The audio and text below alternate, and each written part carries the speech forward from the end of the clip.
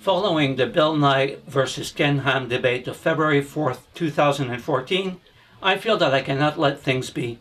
There is so much information to be extracted from this supposedly friendly encounter, I just can't keep quiet. I want to take the entire event apart and share with you my personal analysis.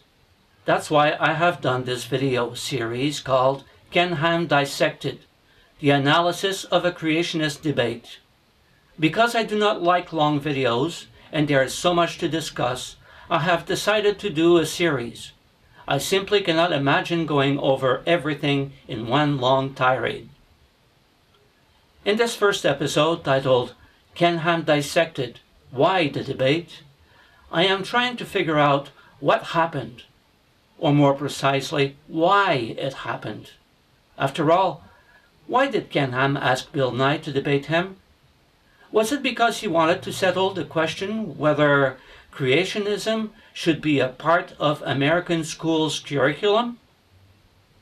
Or was it to discuss whether creationism is real science while evolution is a plot to bring about the ruin of society?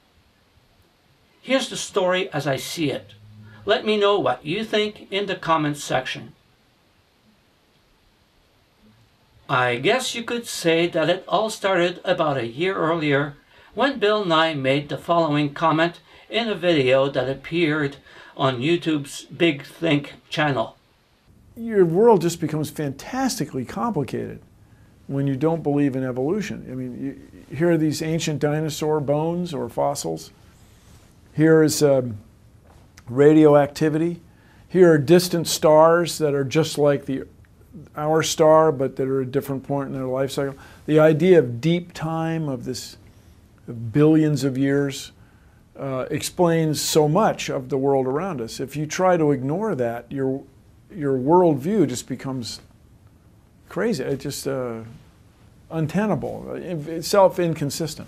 And I say to the grown-ups, if you want to deny evolution and live in your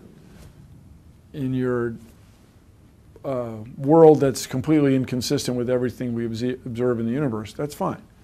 But don't make your kids do it, because we need them. We need scientifically literate voters and taxpayers for the future. We need people that can, we need engineers that can build stuff, solve problems. As you can well imagine, his words were not well received by creationists, and among them, Ken Ham of Answers in Genesis, who had this to say.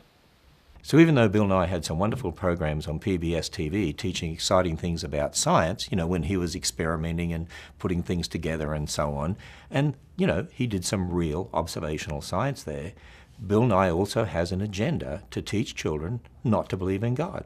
Bill Nye is really implying that if we're going to teach children creation, that it's really a form of abuse, that creationism is inappropriate for children. I tell you what is real abuse, and I tell you what is inappropriate for children. When you take generations of kids and you teach them they're just animals, there's no God, you're a result of millions of years of evolutionary processes. You just came from some slime over millions of years. Who determines right and wrong? You do. Who determines what's good and bad? You do. What is marriage? Whatever you want to make it to be. You know, it's really people like Bill Nye that are damaging kids. He also corralled a couple of his scientists, Drs. Georgia Purdom and David Menton, to weigh in on the topic. Bill Nye implies in his video that parents and other adults are doing a great disservice to children by teaching them about biblical creation. Well, you might be interested to know that I also teach my young daughter about evolution, and I know many other Christian parents who do the same. Children should be exposed to both ideas concerning our past. Being a good scientist and a mom, I want my daughter to be educated about evolution so that she can see the inherent problems with it. Bill Nye also makes the comment that the world becomes fantastically complicated if one believes in creation. I would argue the world becomes fantastically complicated if one believes in evolution. You see, in evolution, you have to look at that hummingbird feeding at your feeder and assume that all of its parts have somehow come together by random purposeless change combined with natural selection, which is nothing more than differential reproduction. By February 4th, 2014, this video exchange had turned into a debate. That evening, Bill Nye and Ken Ham faced each other across the stage. So Ken, what do you say? So, is creation a viable model of origins in today's modern scientific era? I say the creation-evolution debate is a conflict between two philosophical worldviews based on two different accounts of origins or science beliefs, and creation is the only viable model of historical science confirmed by observational science in today's modern scientific era. And so Mr. Ham went on to explain the basis for this assertion, a basis solidly grounded in facts, right? Now, I admit my starting point is that God is the ultimate authority.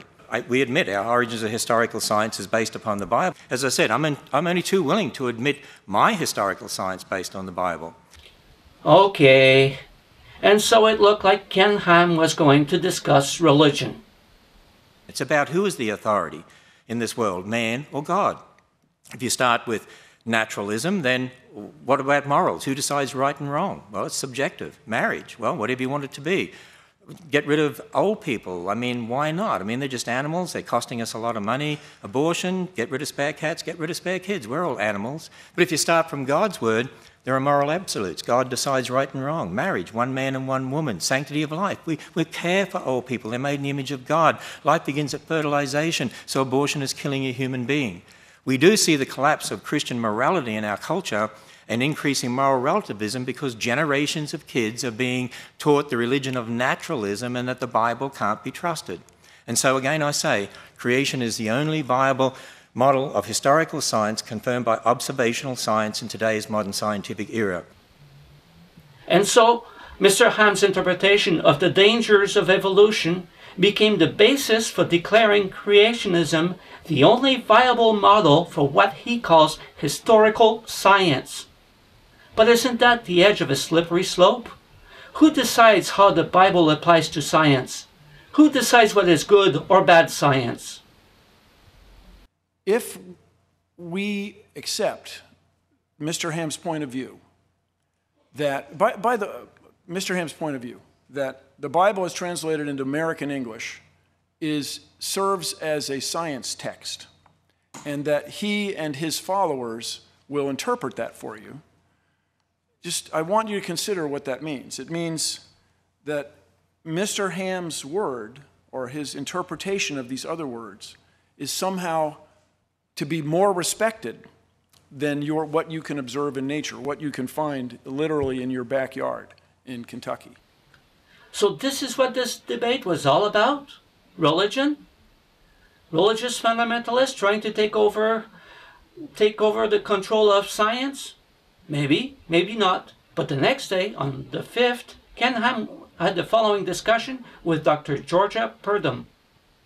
You know, Ken, interest in this debate has just been amazing. The feedback we've been getting and everything. And yesterday and this morning, Ken Ham was trending #1 on Facebook, on Twitter, and on YouTube. And it's just awesome to see the response we've gotten from this. And Georgia, we're also trending top on Yahoo Science News, is what I'm told as well. Wow. But let me give you some statistics. I mean, this is mind-blowing. I mean, I just look at this and say, wow, from a human perspective, how did this happen? Well, I believe it's a God-orchestrated thing. Absolutely. But when we went live last night with the debate at 7 p.m., since then up until about probably early afternoon, 2.5 million had hit the play button on debatelive.org.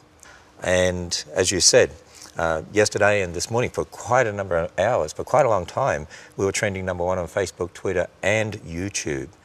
And as well as that, just as a little bit of interest, and I know when the President gives his State of the Union address, it's also broadcast on television, but it's also on YouTube. And we way exceeded the President and his State of the Union address on YouTube. And here's another thing. Super Bowl was also on YouTube, and this was the most watched Super Bowl ever on live stream, and we exceeded that. Wow. So you just stand back and say, wow. And now, you tell me in the comments section, what was the purpose of this debate? One thing for sure, I don't think it will have any negative effects on the Creation Museum's balance sheet, do you? Stay tuned for part 2, when we find out about Bill Nye's horrible ad hominem attack.